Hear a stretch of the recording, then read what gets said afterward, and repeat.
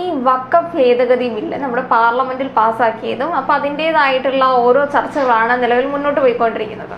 അപ്പോൾ അതിൽ നിന്ന് പുറത്തു വരുന്ന ഒരു പ്രധാനപ്പെട്ട ഒരു വാർത്തയാണ് നമ്മളുടെ സുരേഷ് ഗോപി അവിടെ വിളഞ്ഞാടി അല്ലെങ്കിൽ ഭരത് ചന്ദ്രനായി മാറി. സുരേഷ് ഗോപി എന്ന രീതിയിൽ അദ്ദേഹത്തിന്റെ പ്രസ്താവനകളൊക്കെ വളരെ ഒരു സിനിമാറ്റിക് ഡയലോഗ് എന്ന രീതിയിലേക്ക് വളരെ രീതിയിൽ എല്ലാവരെയും ആരൊക്കെയാണോ പ്രതിപക്ഷത്ത് നിന്ന് ഈ ഒരു വഖഫ് ഭേദഗതി ബില്ലിനെതിരെ സപ്പോർട്ട് ചെയ്ത് ആ ഒരു രീതിയിലേക്ക് പറയുന്ന ആൾക്കാരെ അല്ലെങ്കിൽ ഇതിനെതിരെ പറയുന്ന ആൾക്കാരെ നല്ല രീതിയിൽ ഡിഫെൻഡ് ചെയ്യുന്നതായിട്ട് നമ്മൾ കാണുന്നുണ്ട്.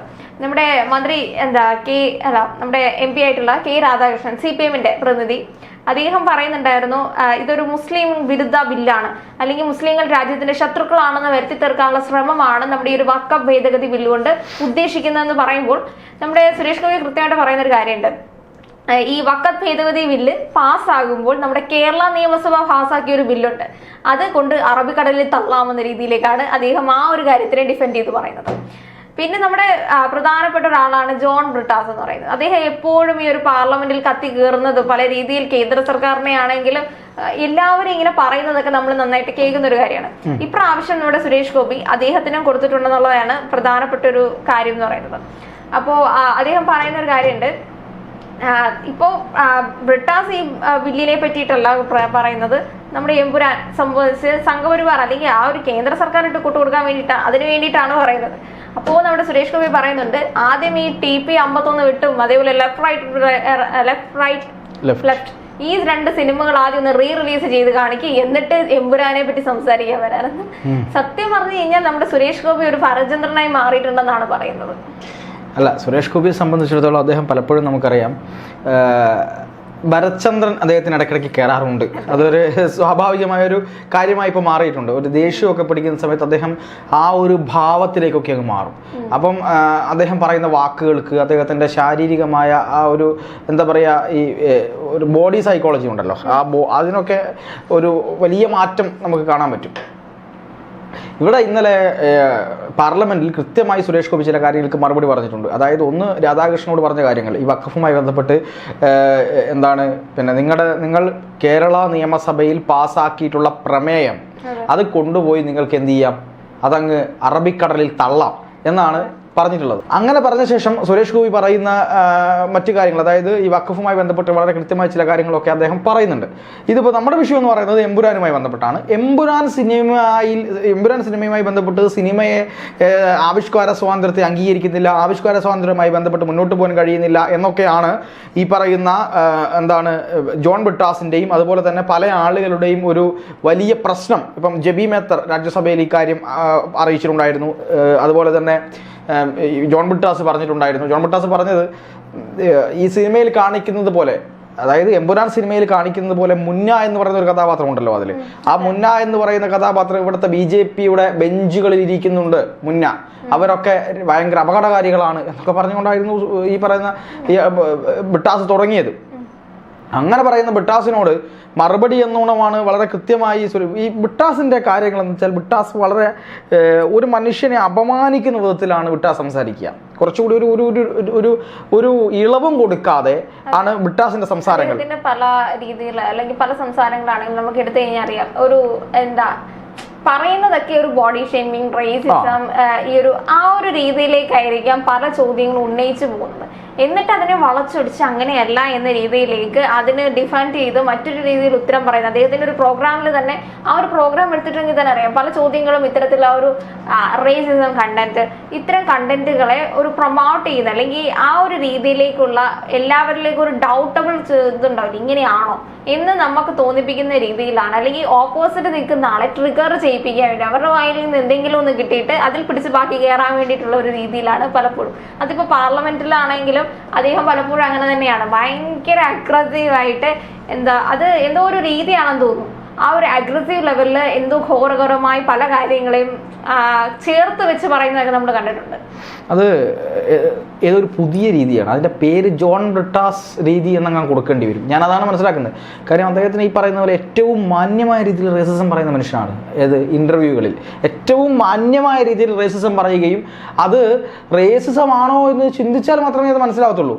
ഇത് പറയുന്ന റേസിസം ആണല്ലോ എന്ന് അവിടെ ആ റേസിസത്തിലൂടെ കുത്തിയിട്ട് അയാളെ പുറത്ത് ചാടിച്ചിട്ട് ശരി ഞാൻ നിങ്ങളെ പിന്തുണയ്ക്കുന്നു എന്ന് പറയുന്ന രീതിയിലേക്കാണ് ബ്രിട്ടാസ് പലപ്പോഴും കാര്യങ്ങൾ ചെയ്യുക. ഇതേ രീതിയാണ് പാർലമെന്റിലും.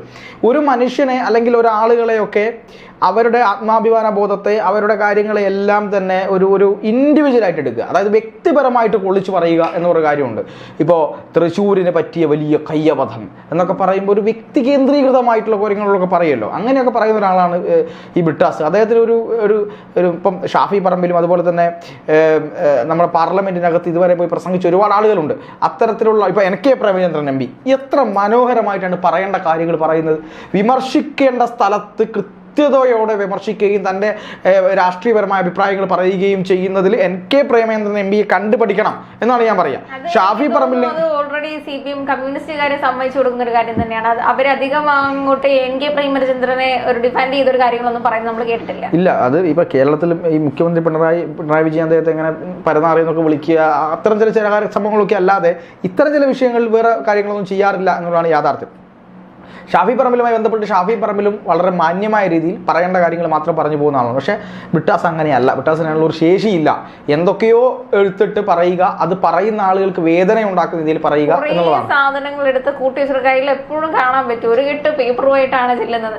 അതൊക്കെ എങ്ങനെയെങ്കിലും, കാരണം നേരത്തെ ഈ പറഞ്ഞ പോലെ ഒരു സമയബന്ധിതം കാണുമല്ലോ, ആ ഒരു സമയബന്ധത്തിന്റെ അകത്ത് നിന്നിട്ട് പറയാൻ പറ്റുന്നതൊക്കെ മാക്സിമം വിളിച്ചു പോവാമെന്ന രീതിയിലേക്ക് എന്ന് വെച്ചാൽ എല്ലാവരും അറിയണം ഞാൻ ഇതൊക്കെ പറയുന്നുണ്ട്, അല്ലെങ്കിൽ ഞാൻ എൻ്റെ പാർട്ടിയെ പ്രതിനിധിച്ച് ഇവിടെ വന്നിട്ട് ഞാനാണ് ഇതൊക്കെ പറയുന്നത്, ഞങ്ങൾ മാത്രമേ ഇത് പറയുന്നുള്ളൂ എന്ന് ആ ഒരു രീതിയിലേക്കായിരിക്കാം. എന്നിട്ട് അതിൻ്റെ രീതിയിൽ ഒരു PR വർക്കും ഉണ്ടല്ലോ. അപ്പോൾ ഈ ഒരു സാധനം കൊണ്ടുപോയി ഒരു സോഷ്യൽ മീഡിയയിലാണെങ്കിലും പോസ്റ്റ് ചെയ്തിട്ട് നമ്മളെ പ്രതിനിധീകരിക്കുന്ന MP മാത്രമേ ഇതൊക്കെ സംസാരിക്കുന്നുള്ളൂ, നമ്മളാണ് ഇവിടെ പോയി അവരെ എതിർത്തത് എന്ന രീതിയിലേക്കായിരിക്കാം ഇങ്ങനെ ഒരു ഘോര അല്ലെങ്കിൽ ഒരു അഗ്രസീവ് ലെവൽ ഓഫ് ഒരു പ്രസംഗങ്ങളിലേക്കൊക്കെ പോകുന്നത്. അതെ, ആ രീതിയിലോട്ടാണ് അദ്ദേഹം അങ്ങനെ പോയിക്കൊണ്ടിരിക്കുന്നത്. സുരേഷ് ഗോപി കൃത്യമായിട്ടാണ് ഈ കാര്യങ്ങൾ ചോദിക്കുന്നത്. അദ്ദേഹം പറയുന്ന കുറച്ച് കാര്യങ്ങളുണ്ട്. ഈ ആവിഷ്കാര സ്വാതന്ത്ര്യത്തെക്കുറിച്ചാണ് ഇവർ കൃത്യമായി പറഞ്ഞുകൊണ്ടിരിക്കുന്നത്. അതിനെതിരെ പറയാൻ ഇവർക്ക് അർഹതയില്ല എന്ന തരത്തിൽ തന്നെ അദ്ദേഹം പ്രതികരിച്ചു. TP 51 വെട്ട് എന്ന സിനിമയെ പറ്റി നിങ്ങൾക്ക് ഓർമ്മയുണ്ടോ എന്നാണ് ബ്രിട്ടാസിനോട് ചോദിച്ചത്. അതായത് TP ചന്ദ്രശേഖരനെ സ്വന്തം പാർട്ടിയിൽ നിന്ന് സ്വന്തം സഖാവായി വളർന്ന് ജില്ലാ കമ്മിറ്റി DYFIയുടെ ജില്ലാ നേതൃത്വത്തിലേക്ക് വരെ എത്തി ഒരു മികച്ച ഒരു സഖാവായി മാറി നിന്ന TP എന്ന് പറയുന്ന ഒരു മനുഷ്യനെ 51 വെട്ടി കൊന്നിട്ട് എന്താണ് അയാൾ ചെയ്ത തെറ്റ്? അയാൾ കമ്മ്യൂണിസത്തിൽ നിന്ന് വിട്ടുപോയി എന്നുള്ളതല്ല, CPM-ൽ നിന്ന് വിട്ടുപോയി. കമ്മ്യൂണിസം എന്ന് പറഞ്ഞ, അതായത് RMP റവല്യൂഷണറി മാർക്സിസ്റ്റ് പാർട്ടി എന്ന പേരിൽ വേറൊരു പാർട്ടി ഉണ്ടാക്കി അവിടെ കമ്മ്യൂണിസം തന്നെ നടപ്പിലാക്കിയായിരുന്നു TP. അങ്ങനെയുള്ള TPയെ അവിടെയുള്ള പഞ്ചായത്തുകളിൽ നിന്നെല്ലാം ആളുകൾക്ക് വളരെയേറെ താല്പര്യമുണ്ട് എന്ന് കണ്ട് കൂടുതൽ വോട്ട് അയാളിലേക്ക് വരുന്നു എന്ന് കണ്ടപ്പോൾ CPM-ന് നിലനിൽപ്പില്ല എന്ന് കണ്ടപ്പോൾ CPM എന്ത് ചെയ്തു? കൊന്നുകളഞ്ഞു. അത് നിങ്ങൾക്ക് ഓർമ്മയുണ്ടോ? അതിനെ സംബന്ധിച്ച ഒരു സിനിമ എടുക്കുന്ന സമയത്ത് ആ ഒരു സംവിധായകനുമായി, അല്ലെങ്കിൽ മൊയ്തു താഴത്ത് എന്നാണ് ആ സിനിമയുടെ സംവിധായകന്റെ പേര്, ആ സിനിമ എടുത്ത സംവിധായകനോട് നിങ്ങൾ എങ്ങനെയാണ് പെരുമാറിയത് എന്ന് കൃത്യമായിട്ട് സുരേഷ് ഗോപി ചോദിക്കുന്നുണ്ട്. നിങ്ങൾ എങ്ങനെയാണ് ആ സിനിമയോട് പെരുമാറിയത്? അവിടെ ഒഞ്ചിയം പ്രദേശത്ത് അവരെ ഈ സിനിമ എടുക്കാൻ പോകുന്ന സമയത്ത് അവരെ ആക്രമിച്ചു, അവരെ അവിടെ നിൽക്കാൻ പറ്റാത്ത അവസ്ഥ ഉണ്ടാക്കി, ആ സിനിമ ഇറങ്ങാതിരിക്കാൻ വേണ്ടി ലിബർട്ടി ബഷീറിനെ ഭീഷണിപ്പെടുത്തി, അതും കോടിയേരി ബാലകൃഷ്ണൻ നേരിട്ട് ചെയ്തു. ഇത് പറയുന്ന നിങ്ങൾ ഇതൊന്ന് റിലീസ് ചെയ്ത് കാണിക്കുമെന്നാണ് ഇല്ലേ ആദ്യം സുരേഷ് ഗോപി ചോദിച്ചത്. അതിന് മറുപടി ഉണ്ടായിരുന്നില്ല. ബ്രിട്ടാസിന് മറുപടി പറയാൻ പറ്റില്ലല്ലോ. അത് ഞങ്ങൾക്ക് ഒരു ആവിഷ്കാര സ്വാതന്ത്ര്യം, അതും ഒരു സംവിധായകൻ അദ്ദേഹത്തിന്റെ പൊളിറ്റിക്സ് പറയുന്ന ഒരു സിനിമയല്ലേ, അത് നമുക്ക് വേണമെങ്കിൽ സ്വീകരിക്കാതിരിക്കാം. ഈ ഒരു ഡോക്യുമെന്ററിയും ഈ കലകളൊക്കെ ആണെങ്കിൽ പോലും നമ്മൾ നേരത്തെ സംസാരിച്ച പോലെ തന്നെ ഈ ഒരു കലകൾ എന്ന് പറയുന്നത് പലപ്പോഴും പ്രതിഷേധാത്മകമായിട്ടുള്ള കലകളുണ്ട്. അത് നമ്മുടെ പൊളിറ്റിക്സ് അല്ലെങ്കിൽ നമുക്ക് ഈ സമൂഹത്തിനോട് എനിക്ക് പറയാനുള്ള എന്റെ പ്രതിഷേധം അറിയിക്കാനുള്ള ഒരു രീതി, ഒരു മീഡിയം ആയിട്ട് കലയെ കാണുന്ന ആൾക്കാരുണ്ട്. അതും ഒരു കലാ രീതി അല്ലെങ്കിൽ കലയെ പ്രസന്റ് ചെയ്യുന്ന ഒരു രീതി തന്നെയാണ്. പ്രതിഷേധാത്മകമായിട്ട് ചിത്രം വരയ്ക്കുന്നതാണ് എങ്കിലും അങ്ങനെ ഒരുപാട് കാര്യങ്ങളുണ്ട് കലയുടെ ഭാഗത്ത് നിന്ന് നമുക്ക് ചെയ്യാൻ പറ്റുന്നത്. നമ്മുടെ പല കലാരൂപങ്ങളും ഉണ്ടായത് തന്നെ ഈ ഒരു പ്രതിഷേധത്തിലൂടെ തന്നെയാണെന്ന് നമ്മൾ കണ്ടിട്ടുണ്ട്. അപ്പൊ ഇതിനെയൊക്കെ ഇപ്പുറത്ത് ഈ ഒരു കലയിൽ നിന്ന് മറ്റൊരു കല ഉത്പാദിക്കുന്ന പ്രതിഷേധത്തിലൂടെയാണെന്ന് പറയുമ്പോൾ അതൊരു ആവിഷ്കാര സ്വാതന്ത്ര്യമാണ്. അതിനെ നമ്മൾ എതിർത്തിട്ട് അത് ഇല്ലാതാക്കാനാണോ ശ്രമിക്കേണ്ടത്? അല്ല. അപ്പൊ നമ്മൾ ഒരു വിധത്തിൽ പറയുകയാണ് ആവിഷ്കാര സ്വാതന്ത്ര്യമാണ്, അതിന് പൂർണ്ണമായി ഇങ്ങനെ സ്വതന്ത്രമാക്കി വിടണമെന്ന് പറയുകയാണെങ്കിൽ നമ്മളും അത് തന്നെ ചെയ്യണം. അല്ലാതെ നമുക്ക് പറ്റാത്ത കാര്യങ്ങളൊക്കെ നമ്മൾ തടയുക, അടിച്ചൊതുക്കുക, അവരെ ഒന്നും ഈ ഒരു പറ്റത്തില്ല, നമ്മുടെ രാഷ്ട്രീയം അല്ലെങ്കിൽ നമ്മുടെ പൊളിറ്റിക്സിനെ ബാധിക്കുന്ന കാര്യങ്ങളൊന്നും നമ്മൾ അനുവദിച്ചു കൊടുക്കുകയില്ല. അല്ലാണ്ട് ഇപ്പുറത്ത് വേറുള്ളവരെ ആൾക്കാരെ പറയുമ്പോഴാണെങ്കിൽ അവരത് റിലീസ് ചെയ്തോട്ടെ, നമ്മൾ സൈഡിൽ ഇരുന്നിട്ട് നമ്മൾ PR വർക്കൊക്കെ കൊടുത്തിട്ട് നമുക്ക് അവരെ കുറ്റം പറയാം, നമുക്ക് വേണം, നമ്മൾ ആ സിനിമയെ സപ്പോർട്ടും ചെയ്യും. അപ്പോൾ നമുക്ക് എന്താണ് ആവിഷ്കാര സ്വാതന്ത്ര്യം എന്ന് പറയുന്നത് ഏറ്റവും വലിയ കാര്യമായിട്ട് നമ്മൾ ഉയർത്തി കാണിക്കുകയും ചെയ്യും. അതൊരു ഇരട്ടത്താപ്പ് തന്നെയാണെന്നാണ് ആ ഒരു പ്രഖ്യാപനത്തോട് അല്ലെങ്കിൽ സുരേഷ് ഗോപി പറഞ്ഞ ആ ഒരു കാര്യത്തോട് നമുക്ക് യോജിച്ചേ പറ്റത്തുള്ളൂ. അതുപോലെ തന്നെയാണ് അദ്ദേഹം ലെഫ്റ്റ് റൈറ്റ് ലെഫ്റ്റിനെ പറ്റി പറഞ്ഞത്. അതായത് അടുക്കളയിൽ നിന്ന് അരങ്ങത്തേക്ക് എന്ന് പറഞ്ഞ ഒരു നാടകം എഴുതി അതിലൂടെ വിപ്ലവം ഉണ്ടാക്കിയ ആളുകളാണ് ഇപ്പോൾ ഇത്തരം കാര്യങ്ങളെ എതിർക്കുന്നത്. അന്ന് മുരളി ഗോപിക്കെതിരെ എന്തൊക്കെ സംസാരിച്ചു. ഇന്ന് സന്ദേശം എന്ന് പറയുന്ന സിനിമ എഴുതിയിട്ടുള്ള ശ്രീനിവാസൻ ഇന്ന് സംഘിയാണ് ശ്രീനിവാസൻ, അതുകൊണ്ടാണ് അന്ന് അത് എഴുതി വെച്ചത് എന്ന് പറഞ്ഞ് ശ്രീനിവാസനെ ഫേസ്ബുക്കിലും പിന്നെ ഈ പറയുന്ന സോഷ്യൽ മീഡിയയിലും അങ്ങേയറ്റം തെറി വിളിക്കുന്ന ആളുകളാണ്. പക്ഷേ അതേ സന്ദേശം എടുത്തിട്ടാണ് നമ്മൾ ഇപ്പോ കാണുന്ന പല കാര്യങ്ങളും എടുത്ത് ട്രോൾ ചെയ്യുന്നത്. നമുക്ക് പറയാം, നമ്മളിപ്പോ കണ്ടുകൊണ്ടിരിക്കുന്ന റീസെന്റ് സംഭവിക്കുന്ന ഓരോ കാര്യങ്ങളും നമ്മൾ ആ ഒരു സന്ദേശത്തിൽ ആ ഒരു മൂവിയുടെ ക്ലിപ്പ് എടുത്ത് വെച്ചിട്ട് നമുക്ക് പറയാനുള്ള അവസരം ഉണ്ടാക്കി തന്നതാണ്. കൃത്യമായിട്ട് കണ്ട് ശ്രീനിവാസൻ മനസ്സിലാക്കിയിട്ടാണ് ശ്രീനിവാസൻ അത് എഴുതിയത്. പക്ഷെ ശ്രീനിവാസനെ സംഖ്യയാക്കി. ഇതിനുള്ള അവസരം നൽകുന്ന ആരാണ്? നമ്മളാണോ ഇവിടുത്തെ ഈ ഒരു പൊളിറ്റിക്കൽ ഈ കാര്യങ്ങളൊക്കെ ഇങ്ങനെ ചെയ്തു പോകുന്നത്? ഇതിനുള്ള അവസരം നൽകിയിട്ട് നമ്മൾ അത് വെച്ചിട്ട് അതൊരു സോഷ്യൽ മീഡിയ ട്രെൻഡായി മാറുമ്പോൾ അപ്പോൾ പറയുകയാണ് അത് എഴുതിയ ആള് പ്രശ്നക്കാരനാണ്. അത് എഴുതിയ ആളുടെ പ്രശ്നമാണോ അതോ അതനുസരിച്ച് ഇവിടെ പൊളിറ്റിക്കൽ കാര്യങ്ങൾ നടക്കുന്നതിന്റെ പ്രശ്നമാണോ? അതല്ല, അത് ഞങ്ങളുടെ പ്രശ്നമല്ല. ഞങ്ങൾ എന്ത് ചെയ്താലും നിങ്ങൾ അങ്ങനെ ആക്കി അത് നിങ്ങൾ പറയാൻ പാടില്ല. അന്ന് അത് എഴുതി വെച്ചതുകൊണ്ടാണ് ഞങ്ങൾ ഇന്നിങ്ങനെ നടക്കുന്നത് എന്ന് പറയുന്ന ആളുകളാണ് ഇവർ. ശ്രീനിവാസൻ ഒരിക്കലും BJPയുടെ ഒരു വേദിയിൽ പോകുന്ന പോലും നമ്മൾ കണ്ടിട്ടില്ലല്ലോ. അദ്ദേഹത്തിന് പൊളിറ്റിക്സ് പോലെ അദ്ദേഹം പറഞ്ഞിട്ടില്ല.